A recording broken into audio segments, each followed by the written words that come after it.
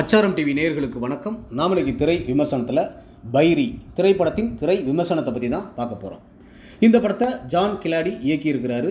சையத் மஜீத், மோகனா Ellen, Vijay Sekar, John Kiladi, Saranya Ravichandran, Ramesh Arumugam, Vinu Lawrence, Anand Karthik, Prasanna, Francis Kiruba, Rajan மற்றும் பல நட்சத்திரங்கள் நடிச்சிருக்கிறாங்க. இந்த படத்தோட கதை என்னென்னு பார்த்தீங்கன்னா, நாகர்கோவிலில் உள்ள அருகுவிளம் கிராமத்தில் புறா பந்தயம் காலமாக நடந்து வருவதும், அதனால் சின்ன பசங்க முதல் பெரியவர்கள் வரை பல உயிர்கள் போவதும், பல குடும்பங்களின் வாழ்க்கை சீரழிவதும் தொன்று தொட்டு நடந்து வருகின்றது.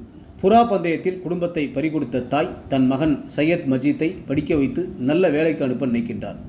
மகனோ தாயின் பேச்சை கேட்காமல், படிப்பில் ஒழுங்காக கவனம் செலுத்தாமல், அரியர் வைத்துக்கொண்டு தாயின் பேச்சை கேட்காமல் புறாக்களை வளர்த்து போட்டியில் கலந்து கொள்கின்றார். இந்த புறா போட்டியில் ஜெயித்தாரா? இந்த புறா போட்டியால் என்ன விளைவுகள் உண்டானது என்பதே இந்த படத்தின் மீத கதை. சையத் மஜீத் கதாநாயகனாக கொடுக்கப்பட்ட கதாபாத்திரத்தை சிறப்பாக செய்து கைதட்டல் பெறுகின்றார்.